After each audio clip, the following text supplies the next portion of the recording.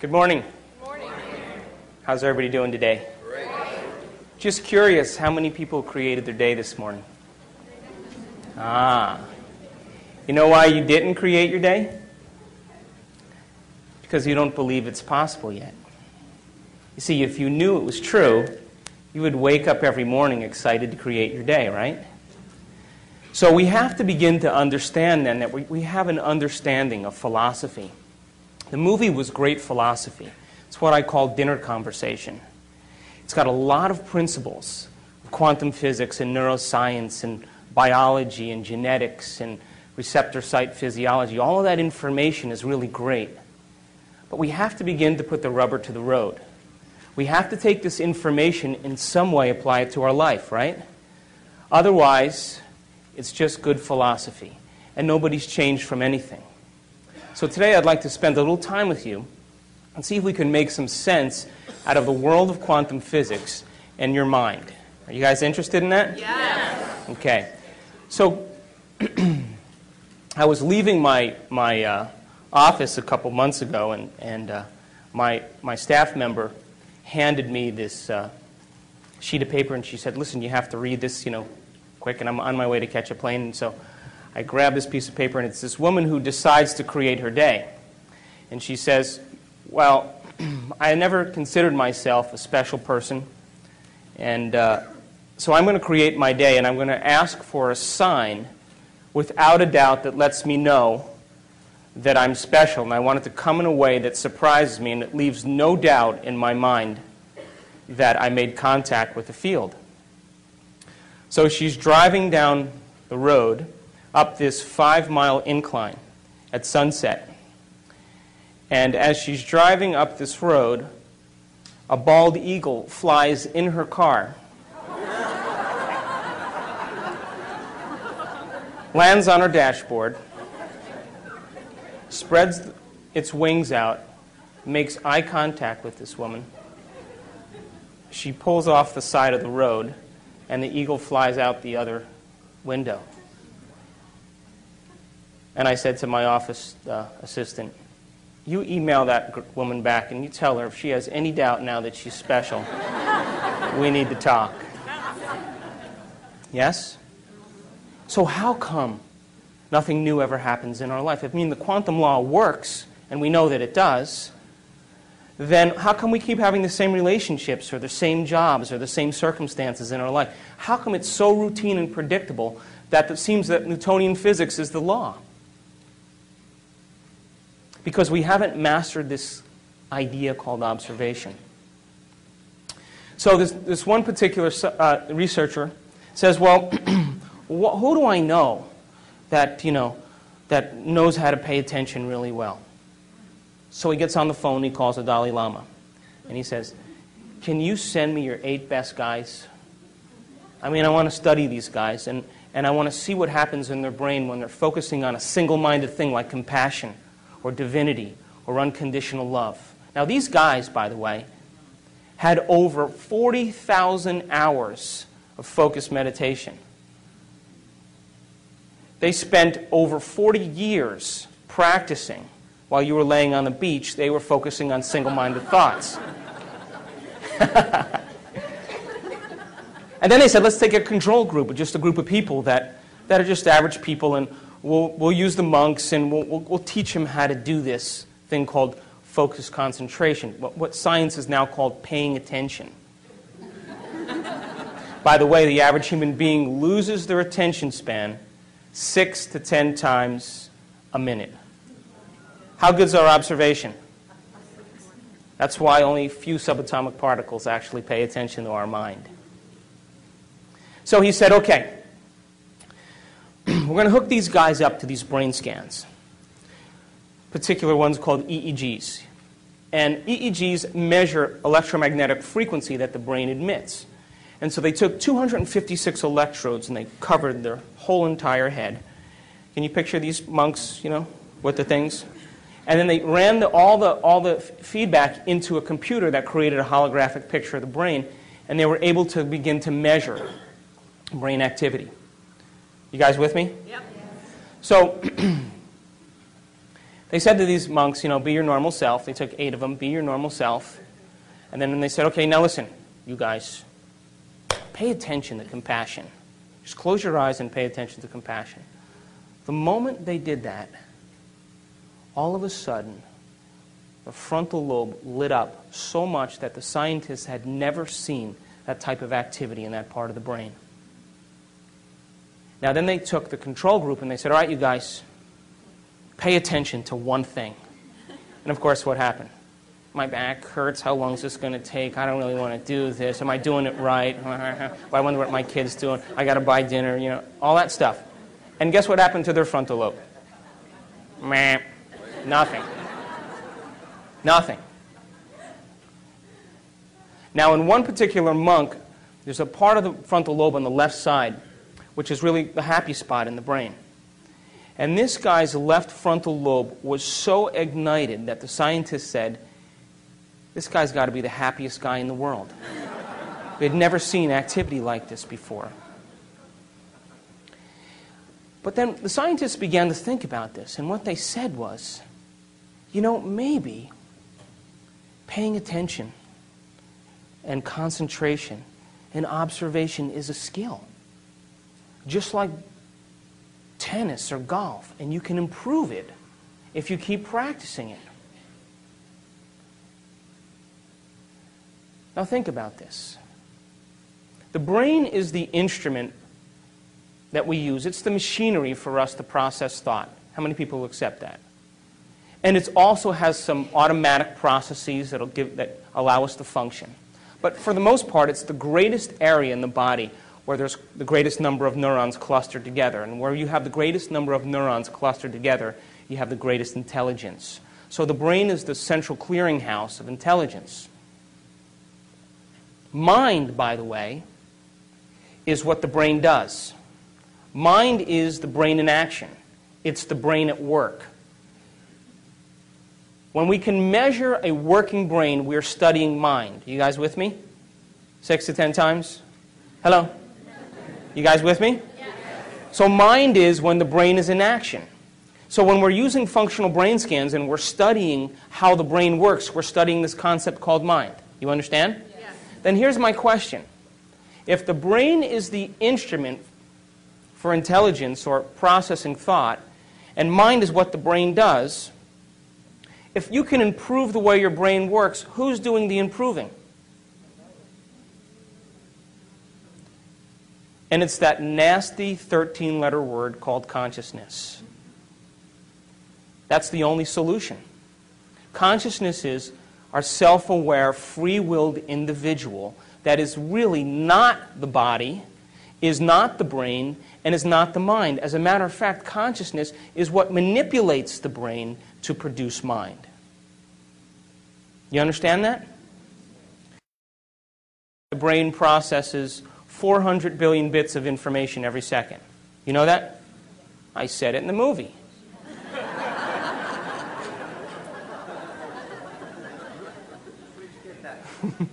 But we're only aware of about 2,000 of those 400 billion bits of information. And you know what those 2,000 bits of information have to do with? 3 things, and only 3 things. The body, the environment, and time. That's it. Does your back hurt? You have a headache? Are you tired? Is it too cold in here? Is it too bright in here? Is it too dark in here? You like the way the person smells sitting next to you. You even like the person next to you. How long is this guy going to talk before we can break? And that's where all of our self-awareness is on. It's only on the body, the environment, and time. And yet billions of bits of information is being processed by the brain. Now, when we can take consciousness, self-awareness, and move it away from the body, the environment, and time, we no longer have to live by the laws of the body, the environment, and time. And when we're able to do that, we begin to open the door to walk into the quantum field. Now, it's true I've been studying spontaneous remissions of diseases. It's kind of been my interest for the last 7 years. People that have had cancer and diabetes and emphysema and endocrine conditions, thyroid conditions, heart disease, high blood pressure, high cholesterol levels, rare genetic disorders that even medical science didn't have a solution for. And these people all of a sudden became healthy. And they weren't all Roman Catholic, and they all didn't believe in the same God. They weren't all vegetarians. Not all of them use crystals. As a matter of fact, none of them did. They didn't trust the astrology charts. None of that was in common amongst these people. There were 4 things that I found in common amongst every person that had a spontaneous remission. 4 major things and 2 minor things. The first thing that was in common with every person that had a spontaneous remission was that every person accepted and believed that there was an intelligence that lived within them. Did you hear what I said? Within them. That somehow was giving them life. There was some spiritual aspect of themselves that didn't exist. Where does religion always say that is? They didn't say that. They said, I'm connected to some mind that's so much greater than my mind. I'm connected to a force that's so much greater than me. A will that has so much more will than I have. And loves me more than I even love myself. And they said, if I could just make contact with this intelligence, it would do the healing for me. Does that make sense? So what they said was, they said, you know, I'm riding on the back of a giant, and I just got to learn how to whisper in its ear. Now, I want to demystify this a little bit, okay? Because when we talk about spirituality or spiritual, laws, everybody all of a sudden has no imagery in their brain to be able to process that, right? It's nebulous. But so let's demystify that. Do you know that intelligence gives life to every human being on this planet? It holds order in the universe, and you're connected to it. It's the same intelligence right now that's keeping your heart beating. Your heart pumps over 2 gallons of blood a minute, over 100 gallons of blood an hour. It pumps over 100,000 times a day through 60,000 miles of blood vessels. 3 billion times in one lifetime. No repair, no checks. It does it independent of your moods, your likes, your dislikes, your opinions. It continuously gives you life. Now, are you thinking about doing that? Or is there some order intelligence doing it for you? It's the same intelligence that's digesting your breakfast and breaking down proteins and carbohydrates and fats into simple products so they can be reassembled for regeneration. And we don't even think about that. See, you and I, free-willed individuals, get a free ride. And something loves us enough to continuously give us life. It's the same intelligence, by the way, that's making 10 million cells every second, because you lose 10 million cells every second. Whoops, you just made another 10 million. Were you thinking about that? Or is something loving you enough to give you life? And that in every single cell in your body, out of the 100 trillion cells, one cell goes through 100,000 chemical reactions a second. Now multiply that by 100 trillion. And if you don't think that we're connected to a greater mind, we need to rethink it. And that there are little enzymes that zip through your DNA. There's 3.2 billion nucleic acids that make up DNA in one cell. As a matter of fact, geniuses, if we took one DNA, the whole strand of DNA out of one cell, and we straightened it out, it would be 6 feet long. You have enough DNA in your body to go from here to the sun and back 150 times. So they said, something has assembled who I am. It's got a greater mind than I do, because I don't know how to do any of this stuff. And it's got a greater will than I do, because I don't think I can keep my heart beating more than a few seconds without thinking about my Visa account. And it loves me enough to put up with me. And they said, I gotta just surrender. I gotta get out of the way enough to let this thing do it for me. I just gotta direct it and then get out of the way. That was the first thing they had in common. The second thing they had in common is that they all said this. You know, my thoughts, or my attitude, you know, an attitude is a cluster of thoughts pasted together. My attitude created my condition. You know, I've been a victim for the last 15 years. I could never get over it, and it's worked really well for me to get what I want. Or I've been an angry person, and I've hated my parents for the last 15 or 20 years, and I got to stop that. It was actually me and who I was being that created this state of health that I'm in. You with me? Yes. Now, do you know that every time you have a thought, you make a chemical? And if you have great thoughts and unlimited thoughts or happy thoughts, you make chemicals that make you feel happy or good. And if you have negative thoughts or bad thoughts or contracted thoughts, you make chemicals that make you feel bad. Does that make sense? Yeah. So imagine, right? You have an insecure thought. What's the next thing that happens? You feel insecure, right? Now here's the bad news. The moment you start to feel insecure, the next thing you do is you start to think the way you're feeling, which then makes more chemicals so that you can feel the way you're thinking and think the way you're feeling. And we get caught in this loop between thinking and feeling.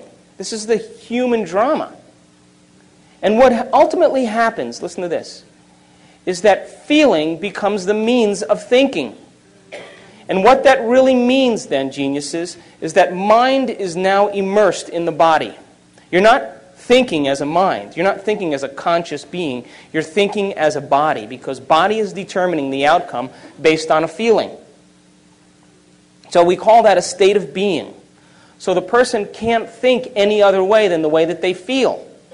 So they wake up in the morning and they feel bad and they start to think bad and then they start to feel bad and they spend the whole day perceiving their day based on a feeling. Now, the body should be the servant to the mind. When this happens now, it's the mind that's the servant to the body. Quantum laws still apply? Absolutely, which means then that the person can only live out their genetic destiny. Nothing new will ever happen. Am I making sense? Yeah. Now, the third thing they had in common is that they all said this. You know what? I have to reinvent myself. I got to become somebody else. I can't be this miserable victim for the rest of my life. I got to become somebody else. Now, the moment they did that, they started to ask themselves some really important questions. Questions that most people don't have the time to think about. Questions like, what would it be like to be a happy person? Who do I know in my life that's happy? What would I have to change about myself to live in joy? Who in history do I admire that was great? And at what point did I lose it and believe this is who I am? And you know, the moment we ask those important questions, guess what part of the brain turns on? Frontal lobe. You know why? Because when we're running automatic programs that determine who we are, we're using the rest of the neocortex. It's all based on association and memory. When we stop those automatic programs, it's the moment when you ask those important questions, the brain puts the brakes on and has to reassemble a new way of firing to produce an answer to that question different than the way you've always thought. You understand that? So they put the brakes on to the automatic programs and they said, what would it be like? They started to speculate because the brain, the frontal lobe is the speculator. It's the part of the brain that likes to examine the what-ifs. And they started to gather information. They started to read at the same time as contemplate about a future. And their brain started to reorganize itself in a new way. You with me? So, do you think that you can change the circuits in your brain by thinking about it? Do you? So I did this experiment a little ways back. They took these people who never played the piano before. You guys with me? And they separated them into 4 categories. And they said, listen, we're going to scan your brains before you learn these exercises, and then we're going to scan your brain after. And all you have to do is show up for 2 hours a day in practice for 2 weeks. Okay? And just follow the instructions. And we're going to hook your brain up to these sophisticated scans, and we're going to see what happens before and after.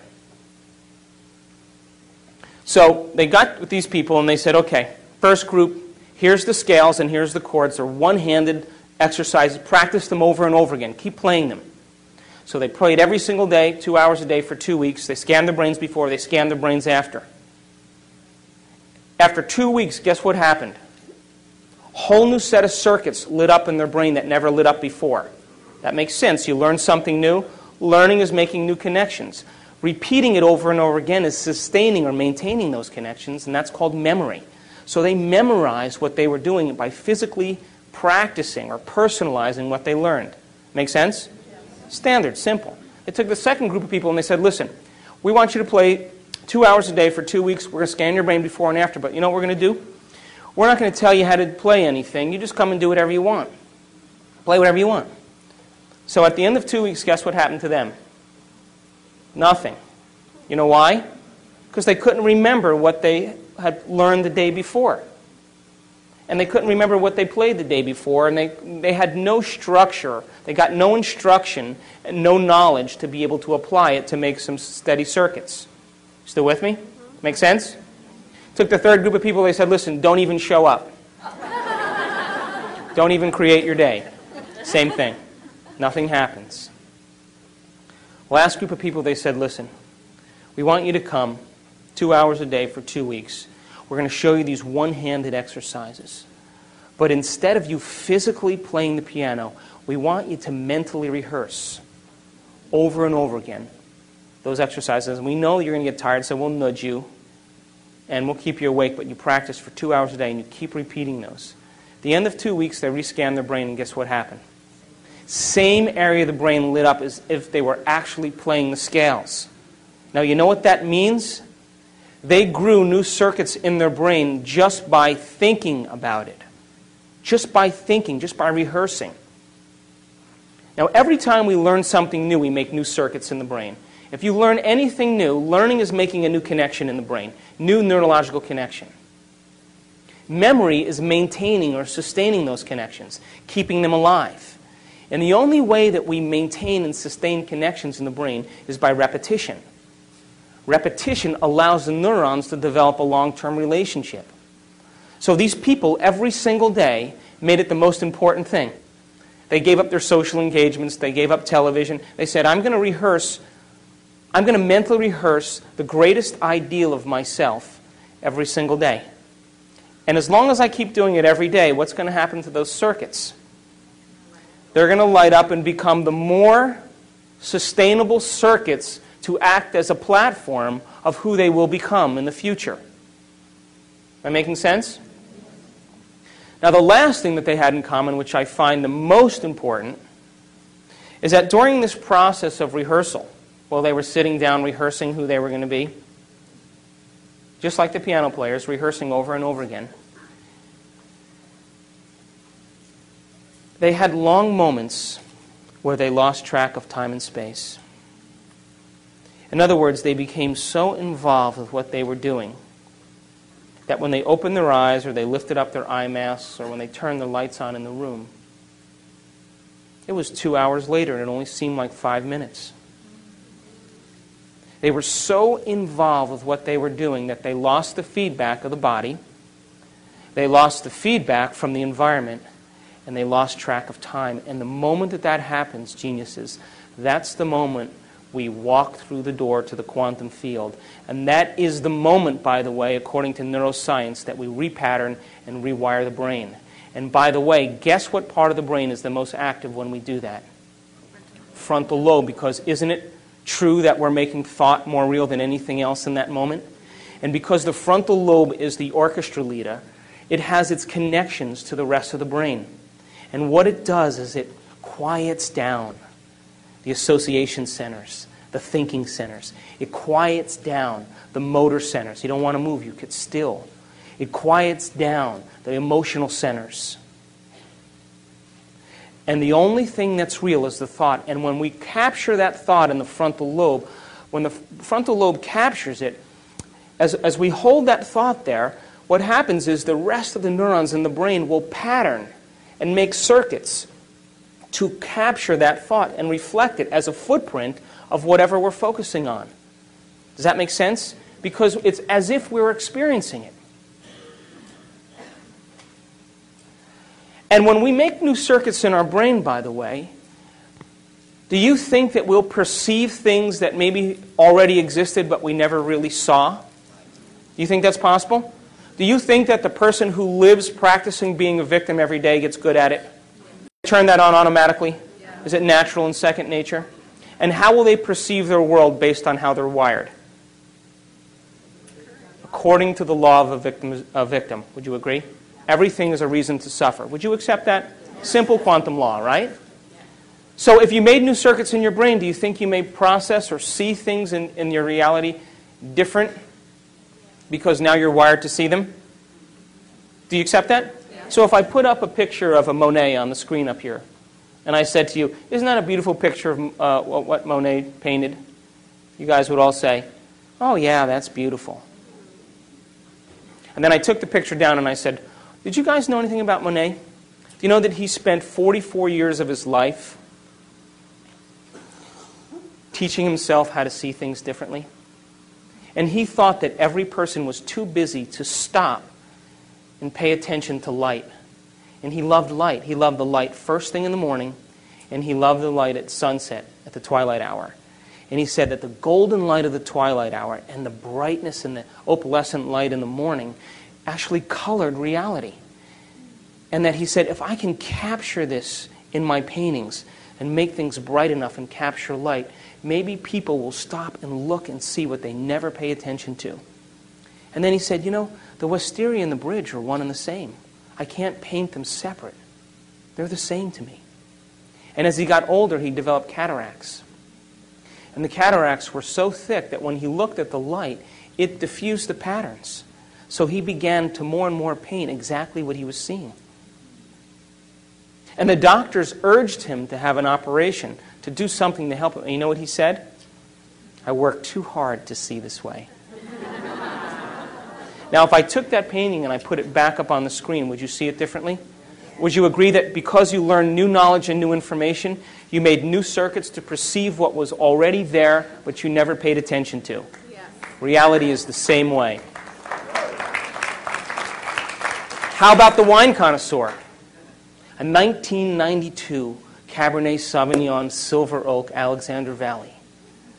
Good bottle of wine. You take that and you give it to the wine connoisseur and he lets it breathe. He knows about tannins. He knows about alcohol content. He knows about oaky flavors. He knows about grapes. He knows about age. He knows about aroma and sweetness.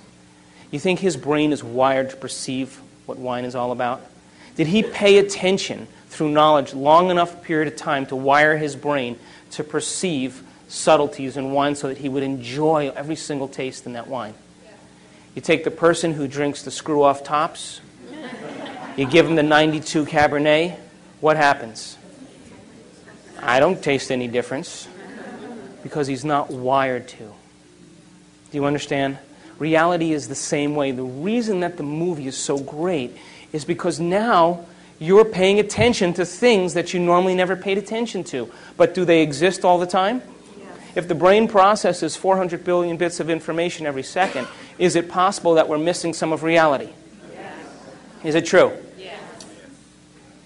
So now, science used to say that the brain was hardwired, meaning that it was, wired so intently from genetics that you're going to be born a certain way,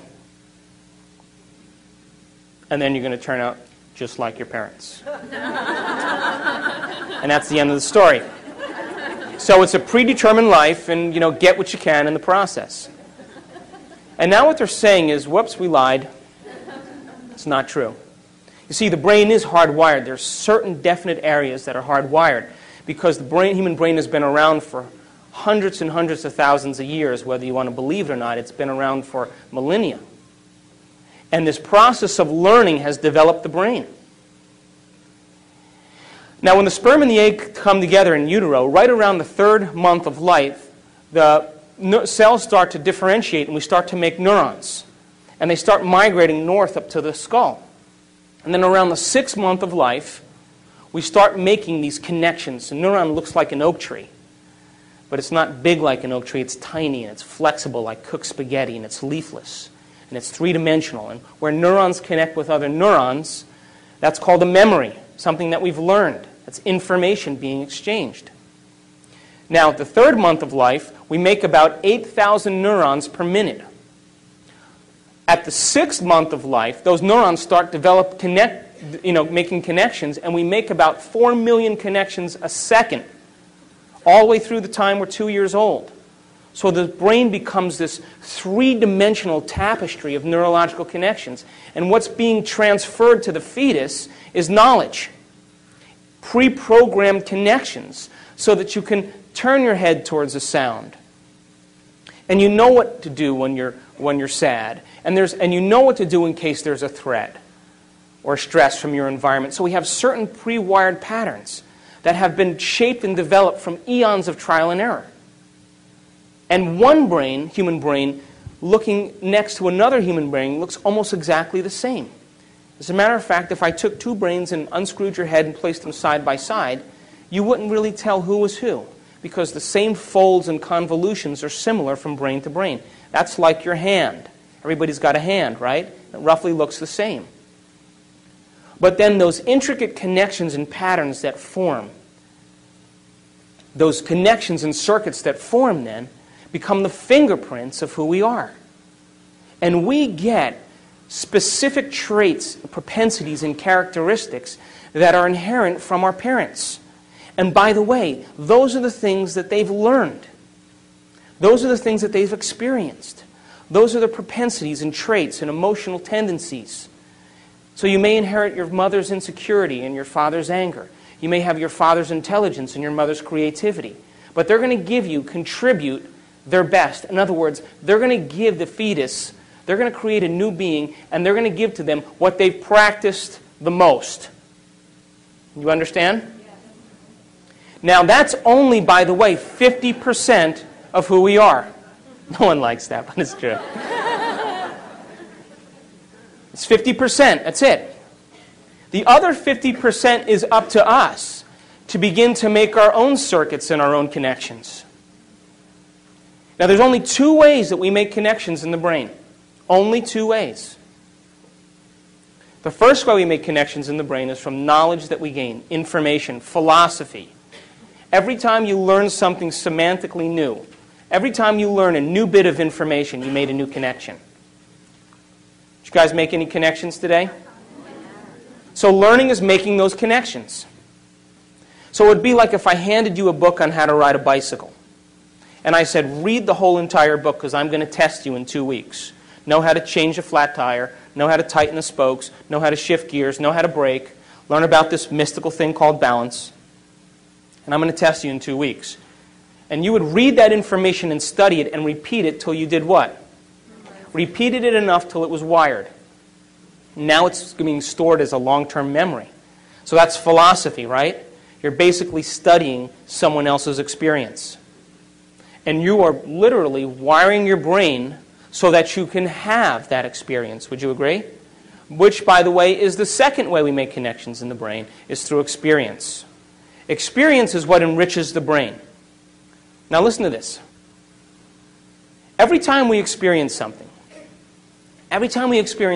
new, when we're experiencing it, all of our 5 senses are immersed in the process. What we're seeing and smelling and tasting and feeling and hearing, all of our 5 senses are picking up information from the environment and sending a rush of data back to the brain. And through these 5 pathways, this rush of data through 5 different ways causes neurons in the brain to fire and sting. And when they do that, they release these chemicals called neurotransmitters that make us feel a certain way. So the end product of an experience is called an emotion or a feeling. Still with me? So then, if an emotion or a feeling is the end product of an experience, then, if we keep experiencing the same emotions every day, what does that tell us? We're not having any new quantum law apply to that?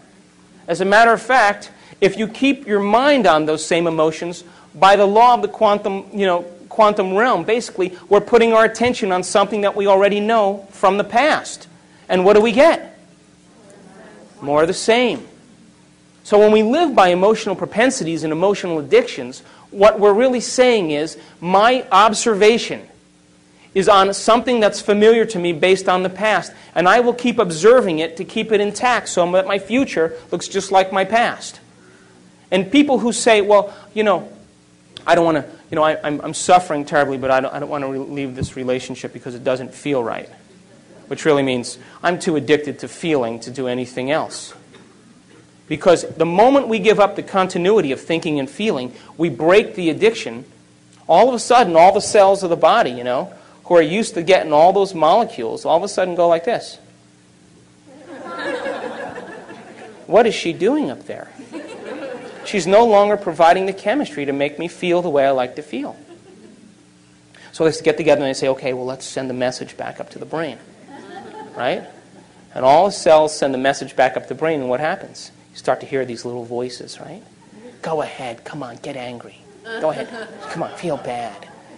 That's because that's the body telling you that it's used to some chemical state. That's the body determining reality. And when the body determines reality, what it's saying is that we are living based on some past addiction.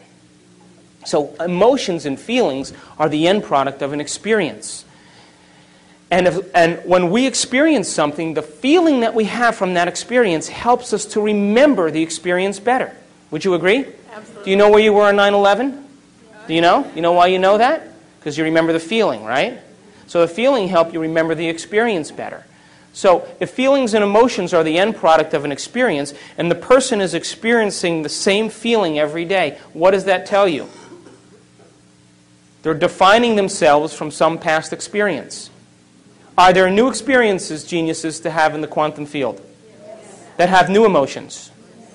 Could you create a new experience that's going to produce a new sensory feedback to the brain that's going to have a new emotion? And that new emotion then will help you to remember that experience better? And so can you picture in the quantum field future experiences that you would like to have that have nothing to do with survival? Yes. Nothing to do with pain? Nothing to do with sexuality, nothing to do with success and power and control, but all those virtues that we secretly hope for, those are the end products of being able to experience something different than survival.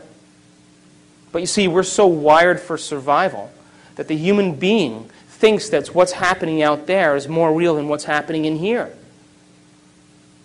Do you know that it takes 17 years, according to the latest research, 17 years for a new piece of information to be implemented into the current system? So we're living by past paradigms. The reason you're here, by the way, is because you believe in something else. Is that true? Yes. And let me warn you, please, do not wait for science to give you permission to do the supernatural. Let's go out and do it and then have science come and study us. Because if we do that, don't we make science the next religion? And then we have to live by their convention and their conformity? Why not go out and try it out, apply the knowledge, so to have a new experience? And then, if you're able to do that experience over and over again, have science come and say, how do you do that? And you say, come and study my brain. I'll show you how it's done. Does that make sense? Yes. So experience then is the end product of when we apply knowledge. In other words, when you get on that bike and ride that bicycle now, wouldn't you agree that when you drive and you hit the curb and you fall and you skin your knee, are you gaining information from your experience? Yes. That your senses are processing it. And then you get back on the bike and you start to pedal and then you get a flat tire. You have to get off the bike and you start changing the tire and you scratch your knuckle on the spoke. Are you getting more information? Help you understand what it is to ride a bicycle? Then you get back on the bike and you start to pedal up the hill. And oh my God, your legs are burning. Are you still learning from the experience of how to ride a bicycle? You're remembering that. Then you get to the top of the hill, and all of a sudden you go down the hill and all the pain goes away and the wind is blowing in your face and your hair's standing up and tears are running off the sides of your face. Is your senses processing more information? Are you recording that about the experience of how to ride a bicycle? And you start pedaling so fast that the chain falls off. So you got to get off and change the chain. And as you're changing the chain, you put the chain back on and then you wipe your nose and get your grease under your mouth. And then you smell that smell. Are you still learning? Are you associating now from the experience of what it is to ride a bicycle? So the richness of life is experience. So knowledge and information is for the mind and the brain. And experience is for the body. And knowledge is the precursor to the experience. In other words, we're only limited by our knowledge. And when we can take knowledge and personalize it, we set ourselves up for a new experience. As a matter of fact, the whole reason to be alive is to learn something new, modify our behavior to produce a new outcome. That's called evolution. Now, what makes us so unique, geniuses, as human beings, is that when other species are subjected to harsh environmental conditions, right, they have to continuously expose themselves to it over and over again until they start to modify their behavior. Thank you. And as they start to modify their behavior, after several generations, they may be able to change their genetics and produce a way to acclimate or change as a result of that environmental stimuli. What's that called? Evolution, right? But that may take thousands of years. Human being doesn't have to do that. Human being, because of the size of the frontal lobe, can change in a year, can modify themselves in a week, can become a different person in a day. We can evolve ourselves and become somebody else and not have to go through the long continuum of trial and error. But you see, the brain only exists in two real states, according to me. At my present state of ignorance. Two real states. We have survival and we have creation. And creation falls under the category of learning and experiencing. And survival falls under the category of responding to the environment so much that it then becomes, listen to this, it then becomes the environment that is creating our reality. Did you hear me? Because as the environment pushes the circuits in the brain and we respond to those environmental stimuli, the body becomes prepared for the threat or the stress, which then causes the brain to think a certain way, which then creates the same reality in the future. So we're these human beings with these big brains, but we're living in the rudimentary part of the nervous system that's based on survival. And by the way, 90% of the time that we're awake and aware, we're living in survival. You know, responding to the environment, allowing the environment to determine our internal state. And the confusion we have as human beings, you see, the present moment right now is created from the thoughts of where? Right? So then the thoughts of now are creating what? So most people, though, they say, I'm going to sit down and create my day. I'm going to sit down and create wealth. And they sit down for 10 minutes. They get up and they start looking in their bank account for the transfer. And then they say what? Didn't work. But you know, we Americans, by the way, are the most difficult audience to talk to. We go to South America, we go to Europe, we go to Asia. People accept this. But Americans are so desensitized to so much stimuli. They get, 2,000 channels on their television. They have opinions about everything. They're into convenience. If your internet connection doesn't come up in 30 seconds, you're like...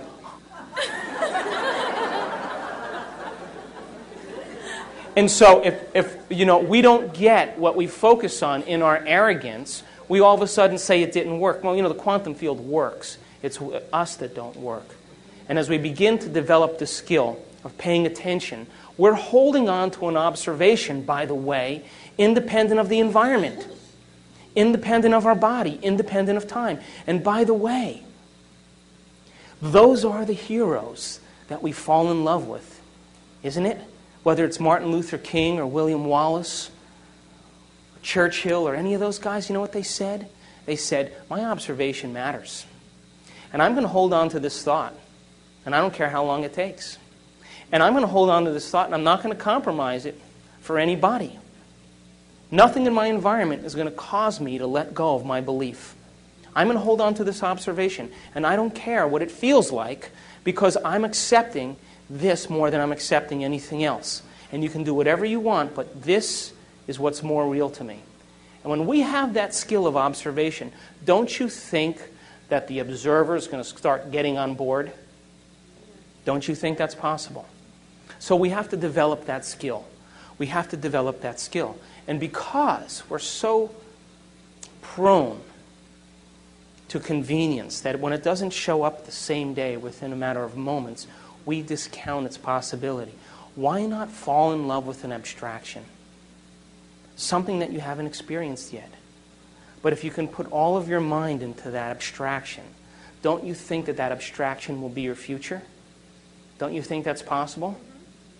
And don't you think you'll wire your brain to be exactly what your future dictates? You see, we can't get anything in our life that we're not first wired for. You can't be wealthy unless you're wired for wealth.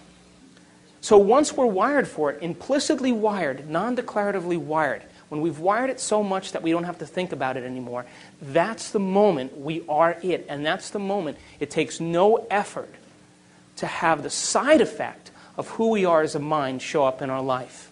Does that make sense? I have a friend who's a millionaire. I went to lunch with him. He said to me, today I lost everything that I owned. Pass the ketchup. And I looked at him and I pushed the ketchup over there, and he's talking to me, and I said, Jerry, aren't you upset? He said, what do you mean? I said, well, you lost everything you owned. He said, what?